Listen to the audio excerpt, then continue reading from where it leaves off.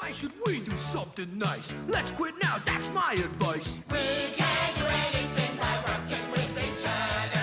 I ain't gonna work for free. Tell me what's in this for me. We can't do anything by working with each other. Come on, kids, take a shot. Show them what we really got. We can't do anything by working with each other.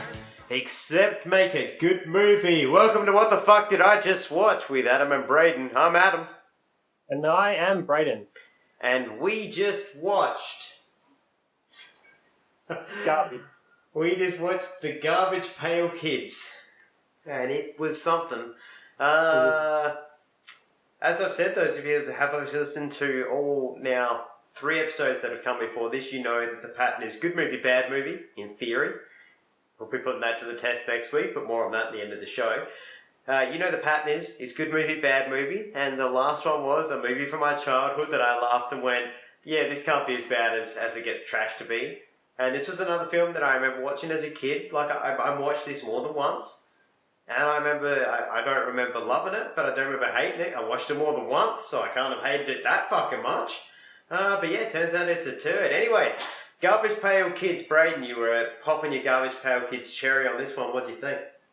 Yeah, it was, and I thought I'd take your advice and watch it with the kids, being that I guess it's supposed to be a kids movie. Oh, it is meant to be a kids movie. It's meant to be a kids movie, and they left the room within the first 10 minutes. Fantastic. Yeah.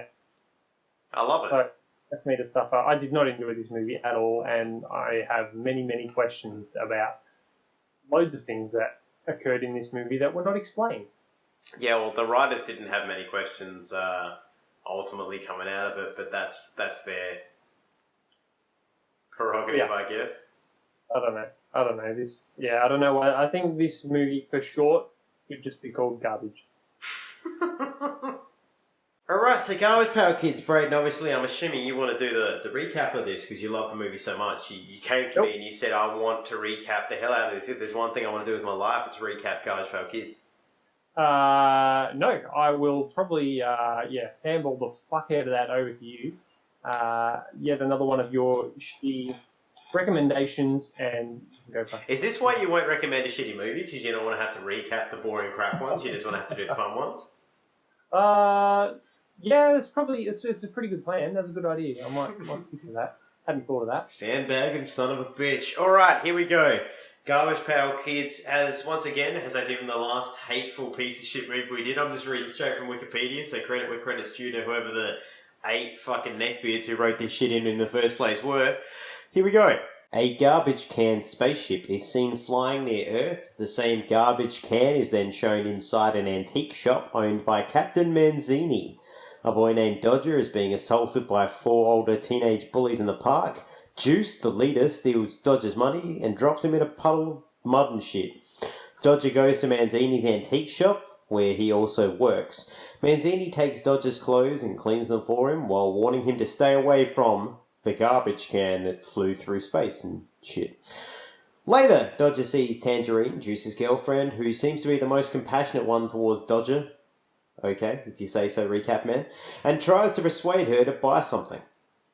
Dodger is attracted to Tangerine and covertly smells her hair. Yeah, covertly smells her hair while she's distracted like a rapist. The other bullies enter the shop and attempt to rough up Dodger again, but he manages to outwit them. However, amidst the tussle, the garbage can is knocked over, and the bullies bring Dodger to a sewer, handcuff him to a rail, and open a sewage pipe on him. Juice also just ditches Tangerine down there, but I guess she's a sucker for abuse or some shit. But more on that later. Dodger is saved by little mysterious people named the Garbage Pail Kids. Manzini returns and is upset that the Garbage Pail Kids have been released from their can, but introduces Dodger to each of them. Greaser Greg is a leather jacket-clad greaser with a violent attitude. Messy Tessie is a girl with a constantly runny nose. Windy Winston is an insane boy who wears a Hawaiian shirt and farts violently. Valerie Vomit is a girl who throws up on command. Foul Phil is a whining, hungry baby with halitosis who constantly asks characters if they're his mommy or his daddy. Nat Nerd is an obese, acne-ridden boy who poorly dresses up like a superhero and wets his pants frequently. And Al E. Gator the group's natural leader, apparently, is an anthropomorphic half-person, half-alligator who has an appetite for human toes and fingers. Manzini explains that the kids are forbidden from going in public with the normies because they'll be attacked by them, and that he can't get the kids to go back into the garbage pail can without magic, and the world has forgotten all about it. For some reason. The next day, Dodger goes with Tangerine to a nightclub where she sells clothes designed by herself. Dodger behaves awkwardly when Tangerine removes her shirt to sell it. Dodger then hides when Juice shows up. Meanwhile, the kids, the Garbage Pail Kids, steal a Pepsi truck, flatten Juice's car with it, and have a campfire in an alley with stolen food. The next morning, the Garbage Pail Kids recover from hangovers and give Dodger a jacket they sewed. The jacket impresses Tangerine, who asks Dodger to get more clothes so she can sell them. The kids make more clothes for Dodger after stealing a sewing machine and singing a song about working together, which I played at the beginning. Sorry about that. And then wait, Braden, hold on to your vomit. That's not till the end. But then get bored and decide to wear disguises to go out in public. Valerie, Phil, Greg, Nat, and Tessie go to a theatre playing Three Stooges shorts, apparently on a non-stop fucking loop, and behave obnoxiously. Allie and Winston go to a bar where they start a fight with bikers who are soon won over by the kids' balls, in which they celebrate with beers. Tangerine sells the clothes and begins to prepare for a fashion show based on them. She meets the kids and is repulsed by them, but realises she can take advantage of their designs. The night of the fashion show rolls around. Tangerine locks the kids in the basement of the antique shop so they don't escape and so they cannot attend the fashion show. And in time, they're captured by Juice and the gang, which sounds like a really shitty fucking 80s synth band who probably did the theme songs for this fucking movie. They're captured by Juice and the gang, who bring them to the state home for the ugly, a prison where people too ugly or fucked up for society are brought and executed. And somewhere where I instantly was like, well, I would have been brought there. I'm all kinds of fucked up in the back. People there include the two fat Santa Claus, the two bald Gandhi, and the two skinny Abraham Lincoln. Manzini and Dodger help the kids escape, and they head to the fashion show. The GPK trash the fashion show and rip the clothes off the model, while Dodger and Juice get into a fight. Juice and his gang are later arrested, and it is implied that they may now be locked away in prison for a good while. Later that night, Tangerine apologises to Dodger and asks to be her friend, but Dodger doesn't accept her apology for her greed. The captain then tries to sing the Garbage Pail song backwards, which apparently they had their own song. Who knew? They didn't bother explaining that in the film.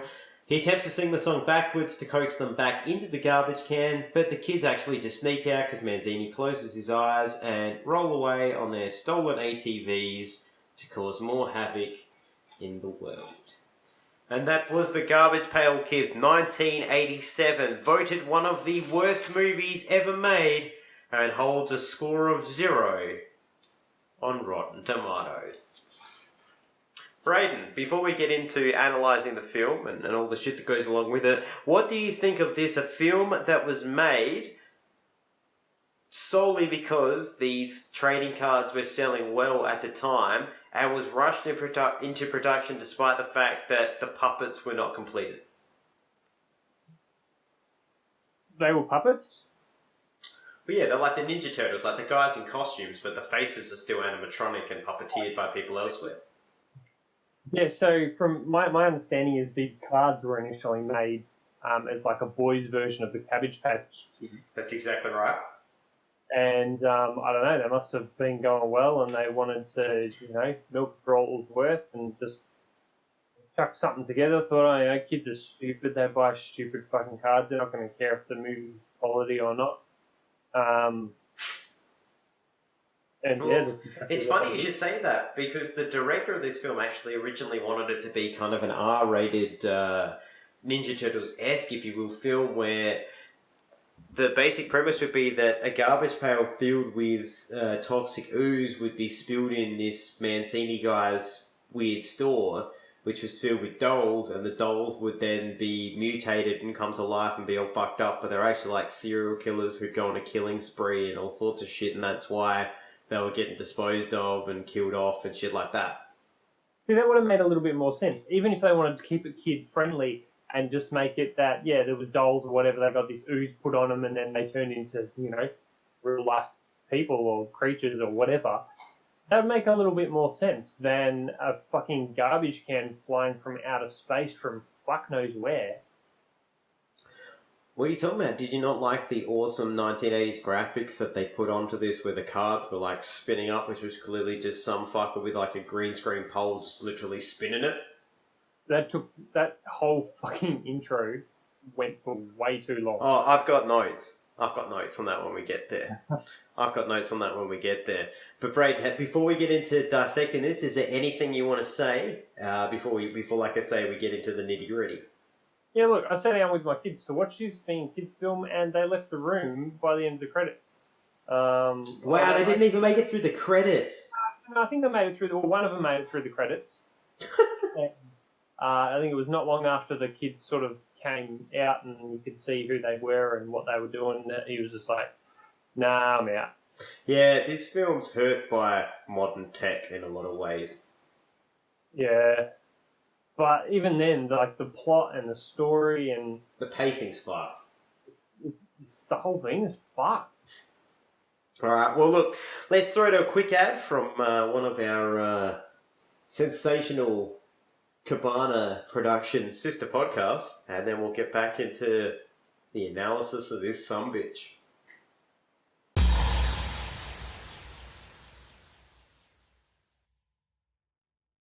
Do you hate dumb shit? Well, me too.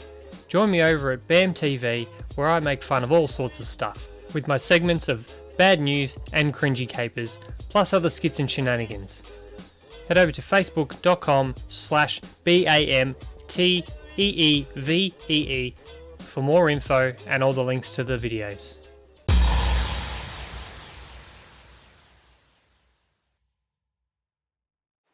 1987's Tops Chewing Gum presents The Garbage Pail Kids. And fuck me, if there was ever a film that you could look at and go, this was made in the 80s. Yeah. Look, they give it gives 87 a bad name. I was born in 87. You should be ashamed of yourself. I yourself. that fact until I watched this movie. There's so much synth music in this thing. Like, so much. John Carpenter phoned up and was like, yo, lay off the synth. Too much synth in my headphones. Oh, man. I couldn't believe it. Like, everything had a fucking synth to it. I'm just like, when he was playing like a pipe organ at the end, I'm like, dude, you're not getting them back in because it's not a synthesizer. That's where you're failing there, Captain Mancini. Oh, fucking Mancini. Alright, so yeah, we start off with synth music, and as I say, an intro with these cards fucking flippy doing around more than Lucha Libre wrestlers to start this shit. My first note... Sorry, Brad, what was that? For an extended period of time. Oh, it's long. It's long. My first note here is James Bond films have shorter intros than this. Yeah. And there's just... Because they flip the card around and make it go around behind the flying spaceship garbage can thing, and then you're waiting for the next one, and you're waiting, and you're waiting, and you're waiting. Like, come on, each one of these characters needs a 1.5 second introduction if you're going to do it like this. Just get this whole thing over and done with in about 14 seconds. Or bring a few of them up at a time or something. But the other thing too is it sets up this thing where you're like, wow, these characters must be so great if they're all getting their own little introduction. This is amazing. But no, it was just Tops being like, remember those cards? Here's cards. Isn't this amazing? Let's all high five. Yeah. And I love the fact that because they were obviously midgets in those little costumes, they didn't think they were worthy enough to put their names on the cards, whereas the first few actors they did. Yeah. Yeah. Yeah. Rough. Midget rights. Or little people rights, I should say. Please don't write in angry letters. I didn't mean hatred there. No hatred. Love midgets. Midget love. Yeah, exactly. Midget's 5 life. Why does this movie all about basically 4 30-year-old people chasing down a 10-year-old kid? For like $2. Yeah, what the fuck is Reaganomics, man? They were clearly a hard time. I got confused at the start too because the older dude, I forgot what was his name. Juice. He kept calling Dodger creep. I'm like, no man, you're the fucking creep. Like, listen to your voice and look at what you're doing. Look at what you're wearing.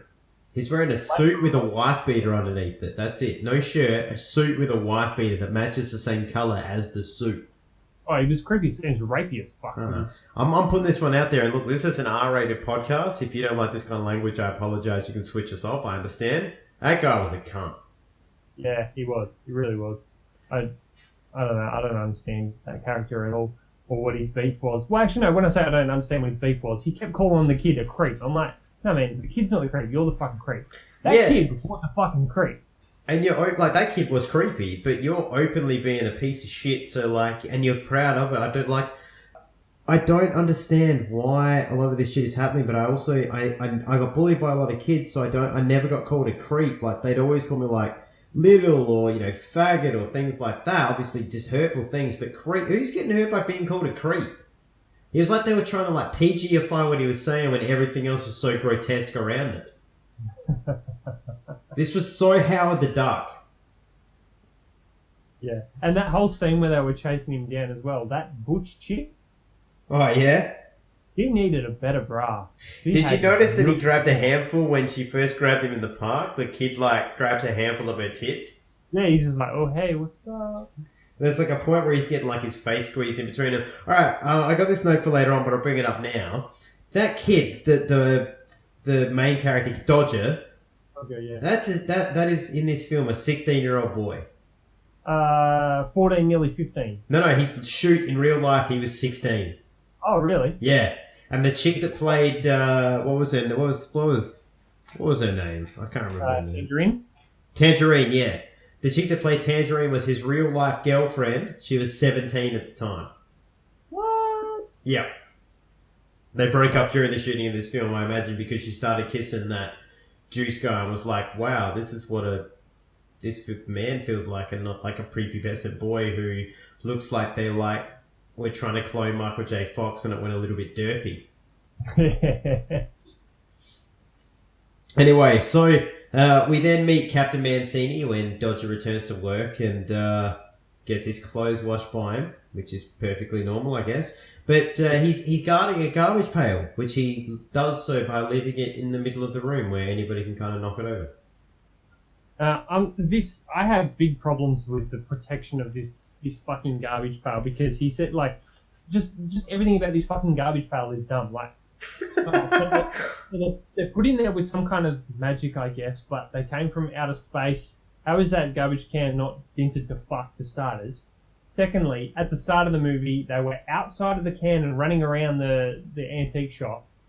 And Mancini was like walking in like, oh, I better not find anyone running around out here. And they all got back into the fucking garbage can. Yeah, I didn't understand why either. That was retarded. Without magic. And then he was like, okay, don't knock over this garbage can because they'll get out. Well, we've already seen they can fucking get out. And they can get back in. And then... Yeah, you're right. It's nonsensical. It made no sense to me whatsoever. Like, I didn't understand what they want. Like, the only thing I could think of was that maybe, like, they didn't know Mancini's magic wasn't working at that point. He'd somehow been mind-fucking them. I don't know. Because they'd clearly been out of the can at least once before for him to be able to tell them not to go near normies. Yeah. So this feels like part 2 of something that we never saw part 1 of.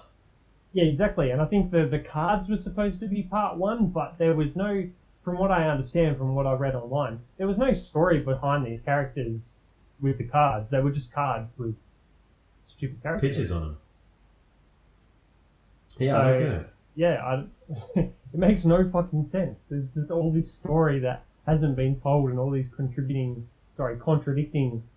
Oh, the whole thing, yeah. It does.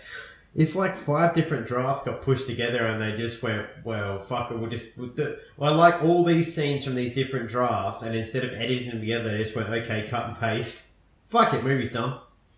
Yeah, it's like, are we gonna sell cards? Yeah. Okay. And like I said, the director of this knew that these heads were not working properly, but still wanted to go ahead to get it on time for some fucking reason, like as though there was this huge popular demand for them that they had to hit immediately in 1987 or else the world would end for Garbage Pail Kids. Yeah. Which it did, because, hey, we've still got Cabbage Patch Kids. It also ended because of this fucking movie. This thing's Terrible. Speaking of Tangerine, the fuck kind of name is Tangerine, and what this chick cannot exist in real life. She just can't. Yeah, I don't know. I don't really Have you ever met a chick, legitimately, even if you're into S&M and some weird shit, you ever met a dude who he threw you in a sewer and covered you with shit and you went back to him? No. No. I don't know. I don't get it. I really don't get it. I don't. Tangerine is so inconsistent because I would get that if she was playing an act with Dodger to use him for whatever Juice's means are, but she keeps telling Juice not to hurt him for some reason that makes no sense before they don't know about the Garbage Pail Kids. He's not making their clothes yet. There's no reason for her to be acting nice towards him, yet she is. And just because he gave her a brooch or some shit in the fucking store when she was in there. It's stupid. Yeah, it's weird. I don't know. I don't get it. But speaking of shit that doesn't make sense as well, just sort of cut back to the scene where the kids were all running around in the store. Why were the eyes on the paintings moving? That was never explained. Maybe the only thing I can think of there is that's Mancini's magic is their bewitched posters, and that's what warned him that the kids were actually running around. It's probably from a draft that got just fucking let. Because this Mancini dude, the only actor in this film who's good is this Anthony Newley who played Captain Mancini, and it feels like they just brutally underused that character. I think that character was actually why I watched it as a kid, because I liked him.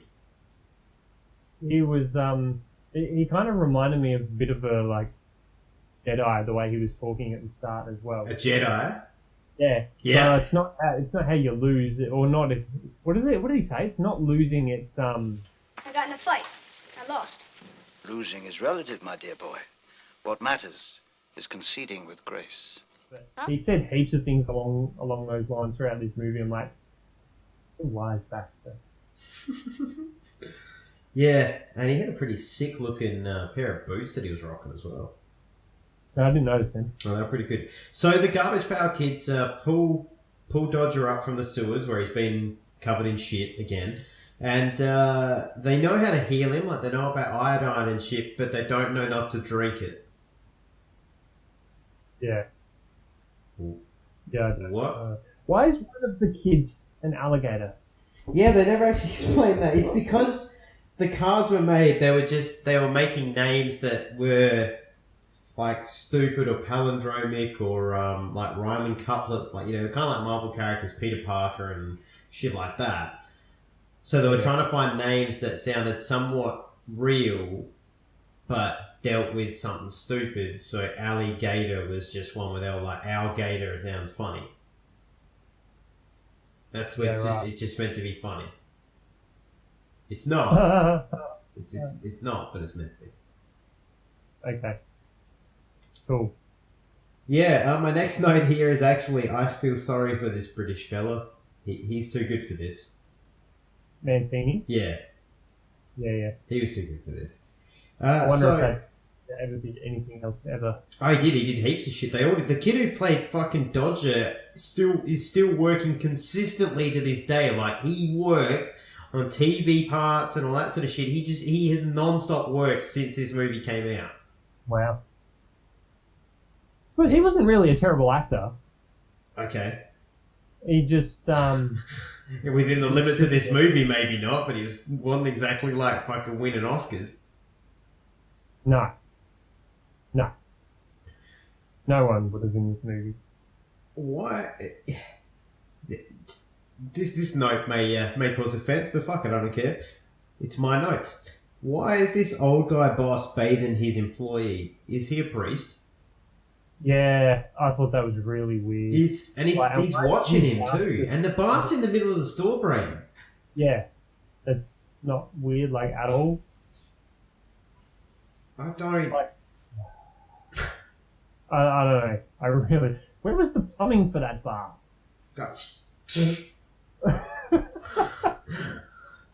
I think maybe they filled it up via just bringing in buckets and... Oh, yeah. Yeah, well, it was the 80s, I guess. Yeah, we didn't have running water in the 80s. No fucking plumbing or taps in the 80s. Just ask from the Batcave's own Wayne Campbell. He'll tell you all about how much the 80s sucked. He fucking hates the 80s. Shit, I don't know. I really don't get it. I don't fucking get anything in this movie. I don't think the writers got anything in this movie. There's a part where Tangerine goes to start, where Dodger goes with Tangerine to sell their clothes for the first time, and they get in a car and he asks a question like, "So where?" It's something. I'll cut to the clip, watch it, and then I'll come back and make my point. I have some stuff to do myself, so let me help you. How far are you going? Here. Yeah. Well, you see, what I meant was, where are you going with your, stuff? To the dance clubs. Hey, you want to come along and help me?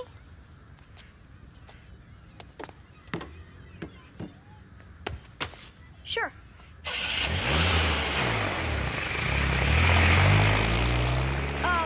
So what do we do when we get there?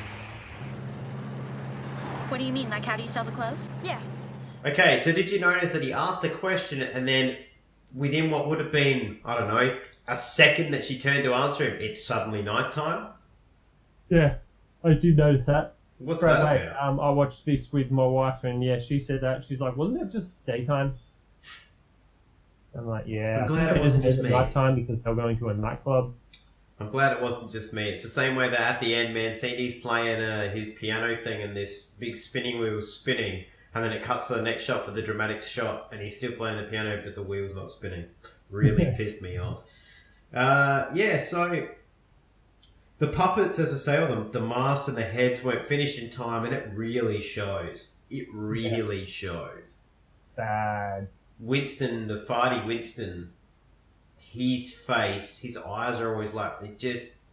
Massive. I kind of get, if they're meant to look really gross and why people are kind of repulsed by them, I get it.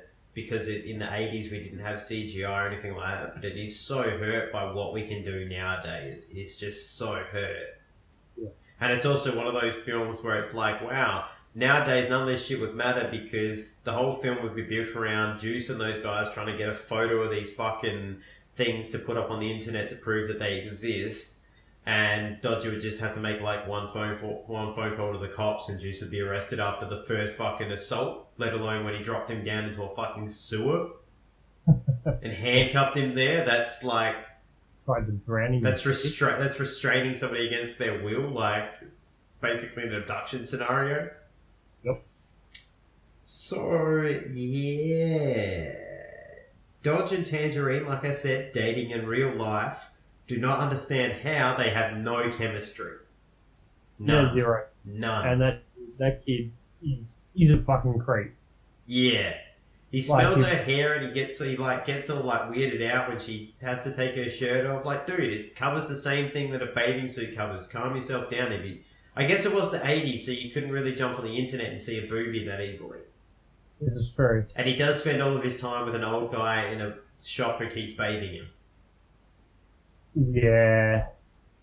Yeah, this is very new territory for him, I think. Yeah, I think so too. So suddenly the Garbage Pail Kids burst in a song while they're making clothes. They're like literally the only song in the film, and I do not understand why it's there. It's like this was how they went, wow, this film's kind of dark and disturbed and a bit fucked up for kids. What if we put a song in? Yeah, that'd make it kid friendly.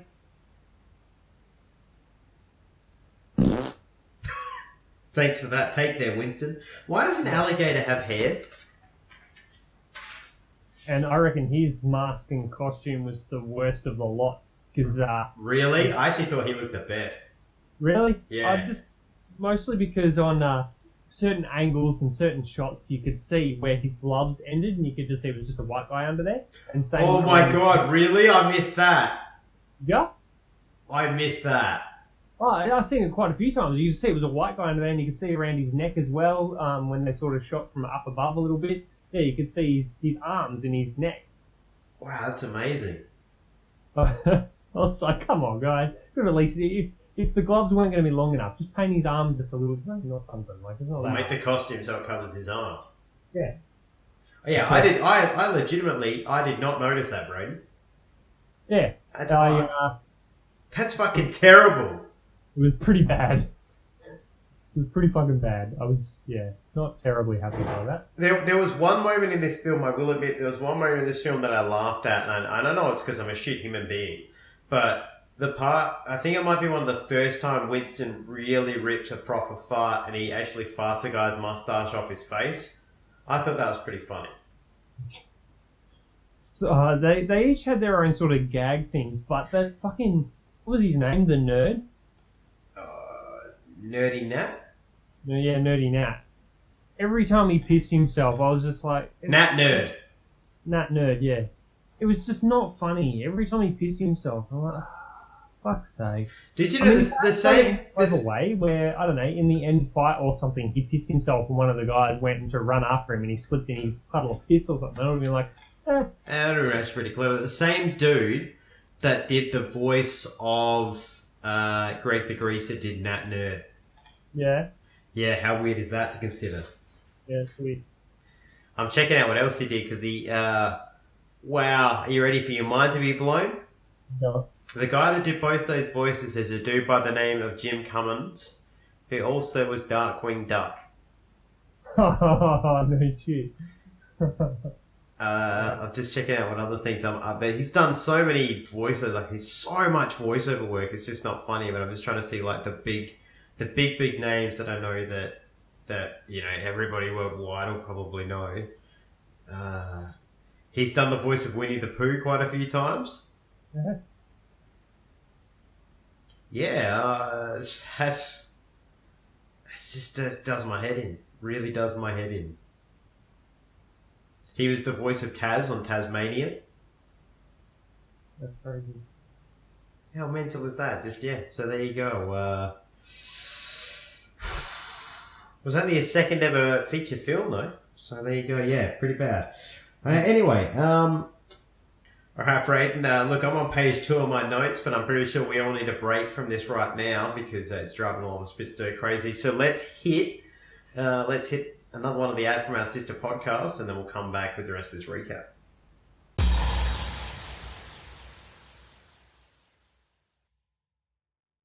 Hey you. Avid podcast listener, do you like pop culture? Of course you do. That's why you're listening to this fine Cabana product. If you want to hear three grown gentlemen discuss the finer things in pop culture, tune in to the Karma Iguana podcast. Find us on iTunes and all fine purveyors of podcastery. We can't promise that we're the most informed podcasts, but at least we're a podcast. Well, at least we try to be funny. Well, sometimes.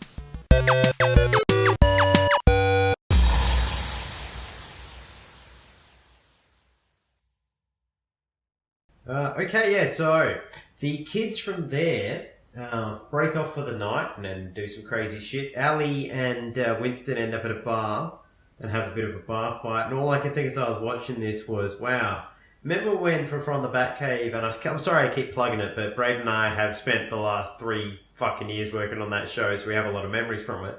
Remember when we watched Return of the Incredible Hulk and there was that epic bar fight scene with Thor and all the bikers? Oh, yeah. How much better was that? It was way better. That was all I could think. This one was just stupid. And then he crashes his little quad bike through the window. Yeah, somehow. I've got him up there. And it's funny when you see, like, he doesn't even go through and do, like, a cool landing or something. He just smashes directly through the window and then just falls. Like, that was not graceful at all. And then he just climbs up on the fucking bar and kicks 2 dudes in the face, and then one guy's like, wait, I like this guy, and then everyone's like, yeah. Yep, that was weird. That was fucking dumb. And then Mancini has to have a big chat to Ali because he's the natural leader of these kids. Is it because he's a crocodile? I don't. Never trust a crocodile. I feel like it's racist. The voice is racist. Yeah. It's a white guy. That's not a white guy voice. I'm sorry, even if you're a white guy putting on that voice, you might be a little bit racist. Yep. Indeed. So, yeah, the state home for the ugly, Braden. The state home for the ugly. When they started talking about that, and then they're like, oh, I didn't believe it was actually a thing. And he's like, neither did I. I'm like, That's because it's fucking ridiculous. Yeah, I didn't believe it was a thing, so I didn't investigate it, but now I believe it's real. Why? Because somebody else said about it? Or maybe because he was just like walking down the street and a van drove past and said, "Stay at home for the ugly." Yeah, for what's meant to be a top secret facility, they're not exactly subtle. They like, when they go to net that kid, they're like, "Don't wear a mask unless it's Halloween, kid." Yeah, they're not subtle at all. It's got, big building that's got their fucking sign on the front. They've got their cars that have it written on the side of the, and it's just like, and they're just openly killing ugly people. Yeah, they just put them in the back of. But and like, there's no like fucking there's no precedent set for why. Like, it doesn't open with like the president being like, "And I've decided that we will no longer tolerate ugly people here in America." Yeah, they're just allowed to kill ugly people. The other thing that's really dumb about that is that, are you ready for something else to melt your fucking brain? They were planning this to be a franchise of films. How the fuck are you going to be a franchise when you kill off 90% of the cast off fucking screen?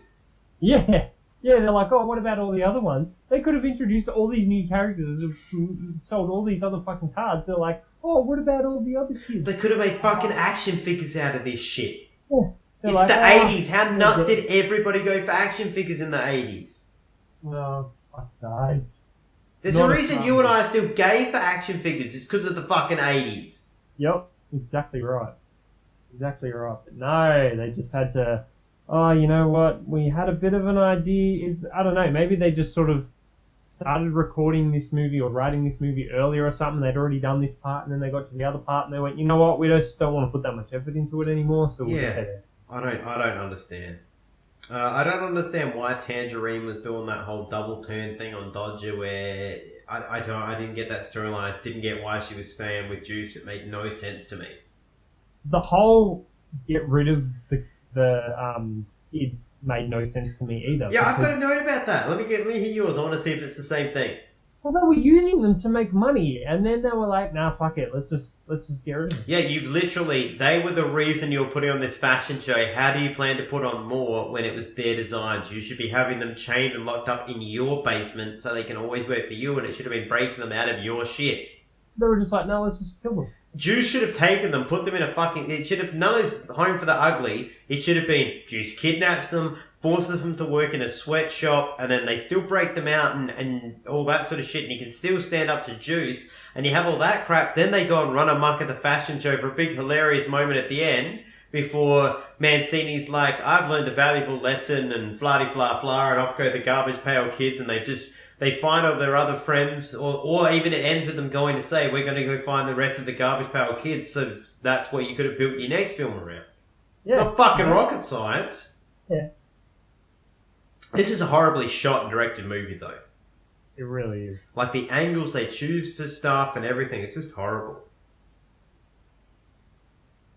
Yeah, and I don't know, I found that some of the shots were really dragged out as well. For example, when they had all the bikers chained up to the bars of the window of the ugly prison. Yep. They just sort of focused on that shot for an awful long time. I've got a note here as well about, did we need to see every kid getting lifted out of the window? We see every fucking kid get, like, it's like 15 minutes of this movie is just fucking people being handed out of a fucking window. There was one dude who came out of there, and he wasn't really an ugly person. He's just a midget? He was wearing a bra on the outside of the t-shirt. I didn't see that one. I saw the midget with the mustache. I saw that one too. But yeah, I fucking went back, I rewound it to look at it again. I'm like, it's just a dude wearing a bra on the outside of his t-shirt. He's lost in a fucking ugly prison. This really feels to me like they had an idea for a Garbage Pail Kids TV series, right? And they were working towards that, and they'd written this like kick-ass 15-minute pilot episode. And then somebody was like, "Nah, fuck it, movie." Yeah. And they went, let's just expand it all out over fucking 2 hours or 1 hour, 45 minutes, whatever it is. Because they keep repeating the same fucking jokes. Yep.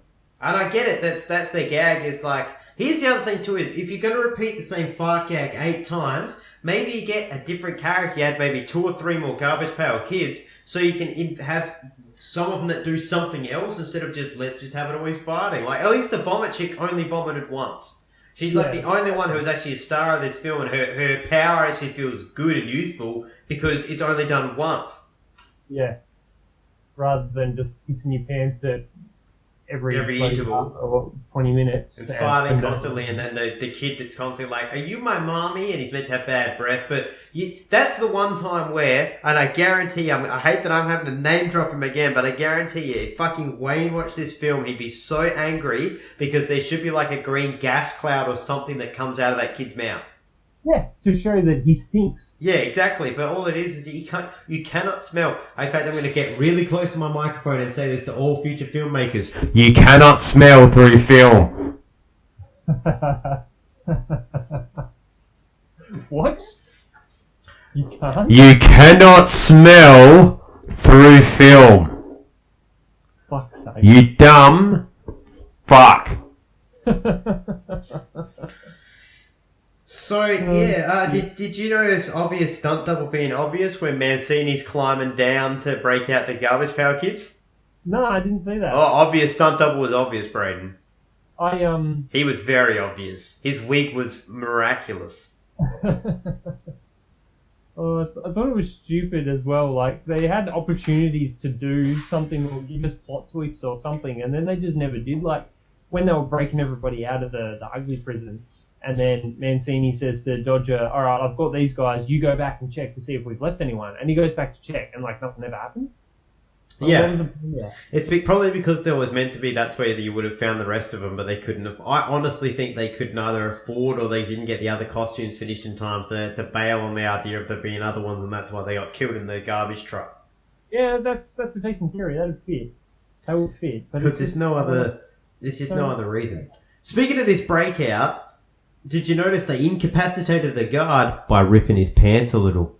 Yeah. He won't be able to... Look, they say, and I'll cut to the clip right now... He'll never be able to follow us now. Let's go, hurry! How's he not going to be able to follow you? Because they mildly inconvenienced him. In fact, here's the next step for me, if you're logical. I'll just take these fucking pants off. I've still got underpants on. Or just change the line that you say and be like, "Oh, this will just mar me." Or conversely, just like maybe Alligator bites his foot off. Yeah. Exactly. You know? Don't tear his pants, bite his fucking foot off. This was just stupid. Is Juice suddenly a drug smuggler at the end of this film too? Because he's like, "Call me when it gets across the border." I really don't know what the fuck was going on there. Like he was, I don't know. I just really don't know. The guy was a dick. I don't know why he was in the movie. Yeah, I didn't get it. It's like they needed him there so they could be like, well, the kid's got to be bullied, otherwise nobody would hang out with these freaks. Yeah, I was just confused as fuck. I really don't know. I don't know. They could have, I mean, they were using Tangerine sort of as the, I guess, love interest / bad guy, but... It was stupid. You didn't even need these others. You just needed him to pine after Tangerine, and then she starts using him, and he realizes that true love, it doesn't come from what you give to somebody else. It comes from the feeling you get when you're around them and the fact that they'll be there to help you, like the Garbage Pail Kids always did. Yeah. Fuck, it's not that hard. They're just meant to be disgusting disgusting Cabbage Patch Kids. The Cabbage Patch Kids were just fucking Care Bears. Yeah, exactly. More obvious stunt doubles were obvious in the fight between Juice and Dodger. They were fantastically obvious there. And why was Dodger crying after that fight? That's what I stood up to a bully. I never cried over it all. I didn't. At that part, I got cried because I was getting picked on and shit. But I never cried when I was kicking the shit out of some guy. Yeah, I'm not really sure. That was weird. They dragged on the first part of that fight for a while. Like it was just them holding each other by like the shirt and just like moving around. Yeah, just kind of scuffling and tossing. I'm like, is there going to be any punching in this fight whatsoever? And then, finally come around. And then there's punching but no blood. We can have vomit and farts and all this other stuff, but we can't have blood. No blood. Why was there no poo either? That's the obvious one. If you're writing something for kids and you're doing the trifecta, it's fart, puke, poo. Yeah, and there was lots of piss. Yeah, that's weird. Okay. So yeah, Mancini tries to get them back in the thing, and he says he's going to do this by playing what he says. This is your song. Why and how? Where? What do you mean that's their song? What is that? How do they? Why do they have their own song? How do they have their own song? Who wrote it? Where did it come from? They fucking Smurfs? I don't know. Yeah, I don't know. It made no sense. And then the other thing too is 30 seconds after he tries to do that, they all run away, and he's just like, oh well. And he says this. Well, perhaps it would have been safer to lock them away from the world. But as you've taught me, Dodger, you can't change the world by locking yourself away from it. When did Dodger teach him any of this shit? When did Dodger teach him anything about, as you've taught me, you've just got to sometimes let people be in the world? When? Yeah. When the fuck did he go, like, from, shit, this is Pandora's fucking box? Yeah, do not ever let these pieces of shit out in the world. They are an apocalypse waiting to happen to, oh, well, sometimes you just got to say, fuck it, have an ATV. For fuck's sake. So yeah, this was director Rodney Amato. That was his last film that he ever made. Do you see why? I think he got blacklisted, honestly. Yeah, he probably did. I don't understand how this ever made it past being written in a script. Like, who fucking gave the green light to this? The Topps trading card company. You know, after all their successful film franchises, they wanted to just try another film franchise, and look at where they are now. They're the giants in the film industry, bro. Yeah, it's Marvel, it's DC, it's Harry Potter, and it's Topps Cards. Yeah, of course, no worries. Yeah, so this film should have been R-rated, it should have been dark, it should have been... this is a film now I could see them making as a dark, gritty, kind of just disgusting film, almost like, I don't know if you've ever seen it, but Meet the Feebles, which was Peter Jackson's first film, or even a Team America style film would work. Yeah, I mean, I would have given this maybe a little bit above 0 if there was some kind of fucking story and character development. There's nothing. Tell me where they fucking come from. Tell me what these characters did aside from piss, fart, vomit, fucking snot, whinge, and eat toes. Yeah, it was fucked. And make a decent villain. Yep. And, you know, you might have gotten 1 out of 10. Yeah. Well, by the sounds of it, you're already there, so let's get into it, Braden. Watch or not watch? No, don't watch it. Don't watch it? Alright. How many out of 5? Negative 14.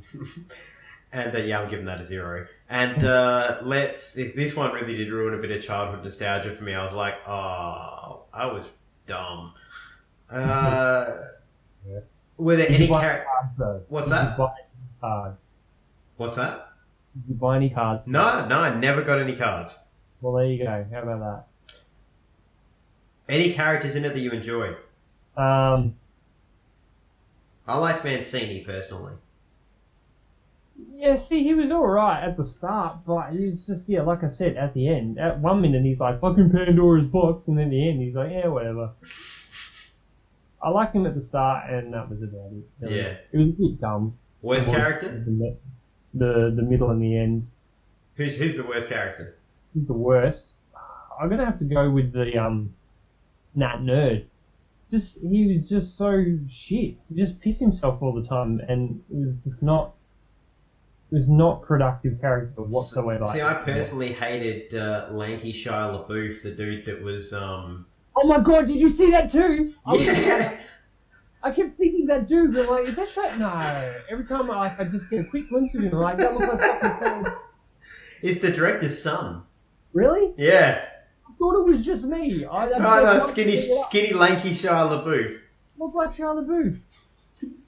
I'd take a double look and I'm like, no, it doesn't look like Shia LaBeouf. What am I talking about? And then I'd see him again. I'm like, Shia LaBeouf. No, it's not. What the fuck? Yeah, no, it was Shia LaBeouf. It was Shia LaBeouf. Okay. Well, that's anything else you want to say about the Garbage Pail Kids? It was garbage. That's it. Alright. Yeah, that about wraps it. I also don't understand why they're called kids when the majority of them are like fucking 50. Yeah. So yeah, that wraps it up for the Garbage Pail Kids. The next film we do actually going to be quite decisive and derisive because it's a film that one of us thinks is really good, one of us thinks is really bad. So there could be fireworks next week. We won't say which one of us thinks what till we get there, but we'll see you next week for Napoleon Dynamite. In the meantime, thanks for joining us. I've been A-Bomb Adam. I've been Braden. Bye. And we'll see you next time. Seriously though, what the fuck was this movie, Braden? I do not understand what. Cocaine must have been very, very easily accessible, or too easily accessible in the 80s, because this was just... I legit took like an hour break from watching this movie. I got probably about 2/3 of the way through it. And so at what point did you check out? At what point? Yeah. What point were you like, I need a break? Because I watched it in one sitting. I got through it in one sitting. I can't remember exactly what point it was. It might have been, I think, just before they broke them out of the ugly asylum. Okay, so you made a decent way through. Yeah, a decent way through. I think when I come back, there was like 25 minutes left or something. That's not too bad. I found myself around the time that when Dodger's selling clothes with Tangerine the first time. That was where I found myself looking at the kind of time on my watch and being like, how long is left? Surely there can't be that much more time left in this thing. Oh, I started doing that in the opening credit. Yeah, the opening credit, man, seriously. They're like a legit 5 minutes long. That's a long opening credit. Way too long. I was seriously sitting there going, okay, there's one character. Alright, are you going to tell me who the next one is, or is the movie going to start? Well, they didn't tell you anything about it. Oh, look, there's the next character. If the cards had come up and there'd been like a stats thing on the side, or like the card had flipped over and it told you something about them, so at least you're like, okay, I know what I'm getting into, but all it does is just like, Nat Nerd's in this one. Okay, what's a Nat Nerd?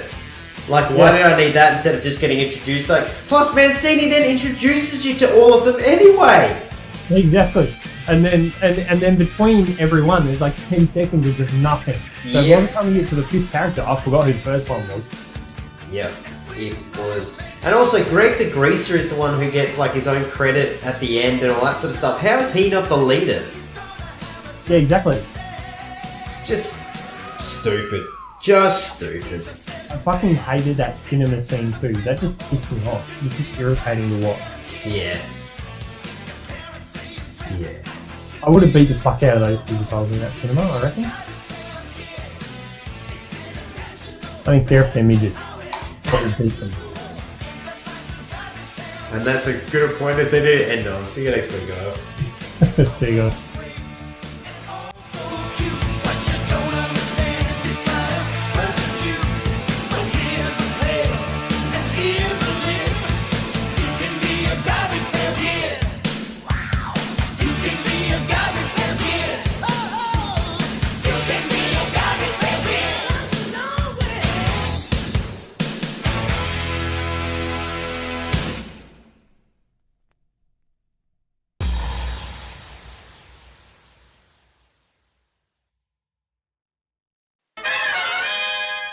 Hey Bat fans, it's the Dad Knight here coming to you from the Batcave. Coming soon will be new and improved episodes of From the Batcave featuring the other members of the Just Us League, Red Thunder, The Probe, LL Cool Elder, and myself, as we bring you weekly video casts featuring DC on TV shows such as Arrow, The Flash, Supergirl, and Legends of Tomorrow, plus all the latest comic book movies and much, much more. Head to www.frombatcave.com for all the info and links to our episodes. That's www.frombatcave.com. Hope to see you there, Bat fans.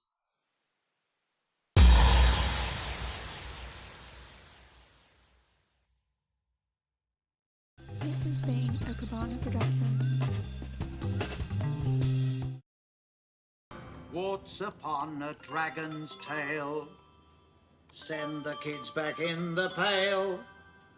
Oh, rats.